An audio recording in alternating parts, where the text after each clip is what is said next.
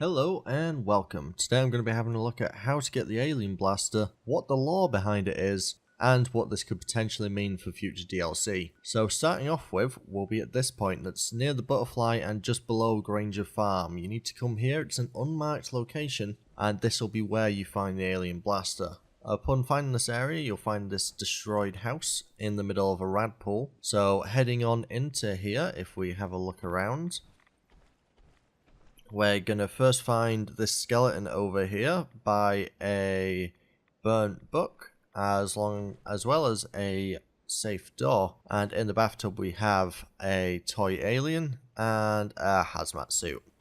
Now turning around, we do have the rest of that safe, which contains a burnt book, the rusted key, and the alien blaster itself. Nothing much more of note in this location, so if we just head over here, I'll pop up my Pip-Boy and we can have a look at that alien blaster. Now you can see damage wise it's not brilliant, it does 29 damage with my perks, and having a look, it does look similar to the old ones. Nothing new of note there, but this location doesn't have any ammo for it. So we're going to have a look at that and how to be able to mod it for fusion.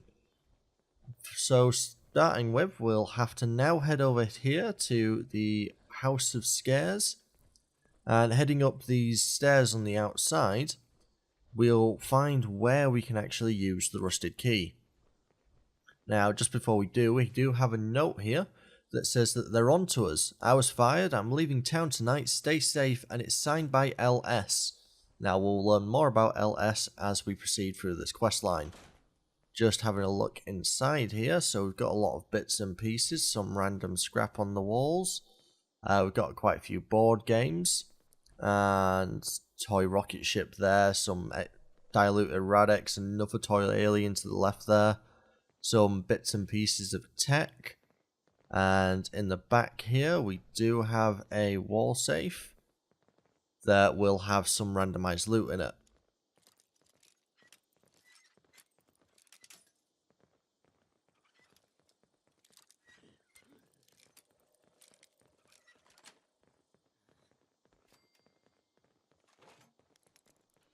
Mine actually had a missile launcher in there. But like I say, it's random, so you don't know what you'll get. And more importantly though, hidden underneath this desk we have the stolen terminal passcode. Now this isn't an item as such, it's not a anything you can listen to, but we can use it for the next part of this.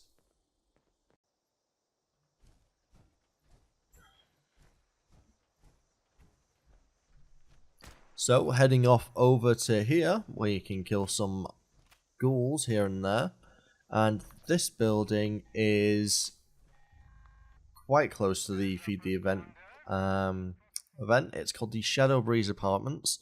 It's not marked on the map, but once we're inside here we can go through, we can clear out some more ghouls. These are most likely low level because of the area we're in, so we'll just take a couple of those out. Now, once you head up the stairs, if you take the door on the right, this will take you to a new apartment that looks a lot flashier than all the other apartments in this building. So, if we just have a look around and head up these stairs, we do have a room here for them to do their laundry. You can see this apartment is actually multi-floored. Just having a look around, there's a place you can grab hold of a knife and an army helmet there. Looks like the owner himself died whilst taking a nice bath with some whiskey. Coming back in through here, we have a safe and a terminal. We just have a look at opening the safe. This again has just some randomized loot in it for you. And if we then access the terminal, we have a couple of messages. So to start with, Mr. Mormon, your new housekeeper, Mr. Arnold Butterwood, is available to start immediately. Please let us know what time would be most convenient for him to begin. As per your request, Miss Lena Stark, your former housekeeper, has been terminated. Additionally, we have forwarded your concerns to the authorities. Please do not hesitate to contact me personally with any further concerns or questions. Thank you for your business, Samuel Wellingworth.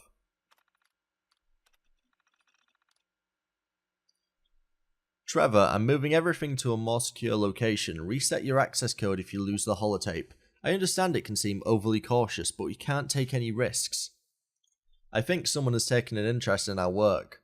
I will let you know as soon as I know more, Mike. And finally, we can write the access code to that holotape that we picked up previously. Now, Lena Stark is the LS that was signed on the note before. She was leaving town, probably because she was onto whatever they were working with here. Which, as we know, since we're going down this route looking for the ammo for the alien blaster, has to do with aliens. Now, next, once you've got that tape, if you head here, up by the Pleasant Cabins, we can head on inside this building. I've already cleared out the enemies. You might have a couple different things can spawn up here. But if we head on inside, we have a note. So, hi, Mike. I'm coming down to see the latest artifact as soon as I can. I'd like to bring an expert with me, a Mr. Christopher Weed. I trust him, but a background check might be in order. We're getting close to the truth. Regards, Trevor. And if we go on the terminal, this will generate a one-time key. Now, I definitely recommend writing this down, as I do whilst doing this, just because if you forget it, then you'll have to come back here and it'll generate a new one-time key. So you can only use this key once, and like I say, if you forget it on the way to where we need to use it or anything like that, you'll have to come back up here to generate another one-time code. But now that we've got that, I've got it jotted down. Next, what we need to do is head on underneath the deck, and it is a little bit hidden here behind some of this overgrown weeds. So if I just pop underneath, have a look, if you can see there's just a little gap that I just walked past, but I'm going to go back. I'm going to head on inside there, and just looking around, but it's actually to the right over here. We have a lock, safe, and a keypad. So if you pop in that one-time key code, which for me was 248363, that will then unlock the safe and give you TNT Dome Key 2. And for that, we'll then have to just take that and pop on over to where the dome keys are.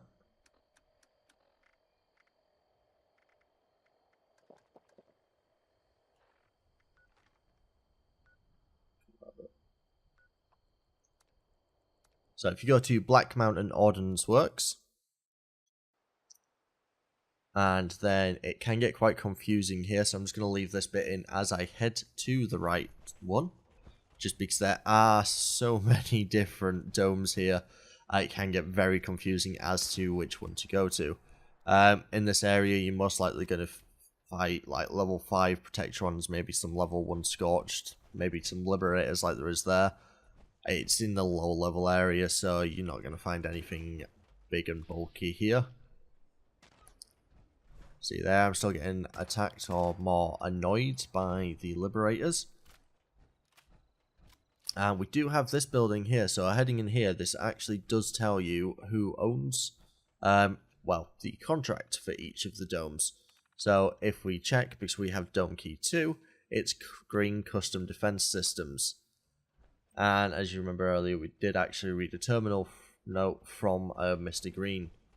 So if we head on up in this direction, and we'll then head to one of the domes, you can tell which one it is by reading the sign to the right of it. So I'm just going to check, see if it's this one. Like I say, it can get quite confusing in this area. That's not it. That looked like it was number 8. Heading back up this way. Let's see, is this the right one? This is not the right one. So having a look around, it is actually further over this way. Like I say, it can be quite a turnaround when you get to this point, so I'm going to leave this bit in just so you know exactly where you need to head to. Now if we head up over here towards the rocks, getting a little bit closer, this looks kind of like a hill here where there might be one, so I'm going to walk around this. And which dome is this? This is Dome 2, was that? Yeah, that was 2. You can see on the map there which whereabouts I am, and inside we find a cryo chamber, kind of similar to the one from Fallout 4. Quite a few hazmat suits, and wandering around, we can see a plan here to be able to use the fusion rounds. There are 3 alien rounds, and we have a note that reads, initial tests indicate these could very well be of alien origin, potentially our most significant find yet.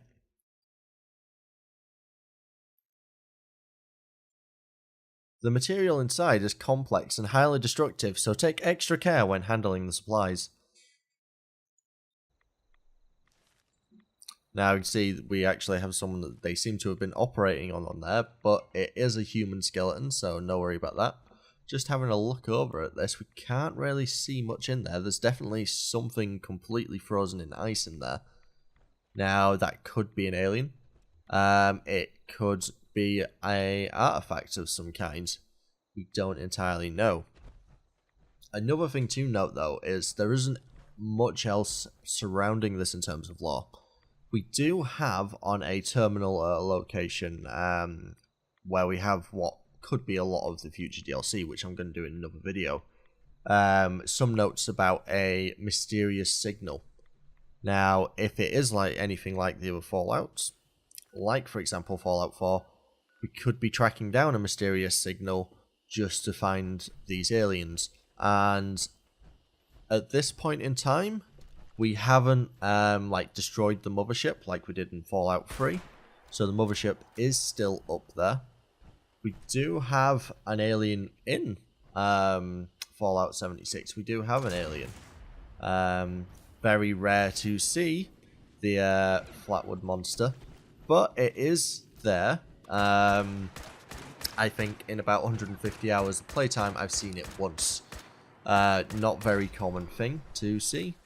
But it is a complete different biology compared to the other aliens that we've seen previously. It could just be that it's wearing a completely different suit.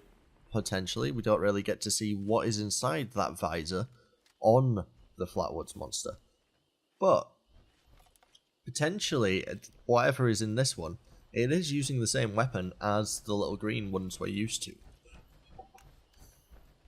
So potentially we could see those coming back. And it could be that the Flatwoods monster is just a scout that's been stuck here.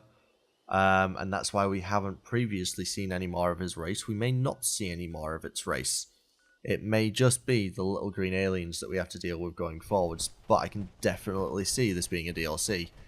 They've not really put much in terms of the aliens in this one, and they were always kind of tucked in the background as an Easter eggy kind of thing, or even in Fallout 3's case, a full-blown DLC.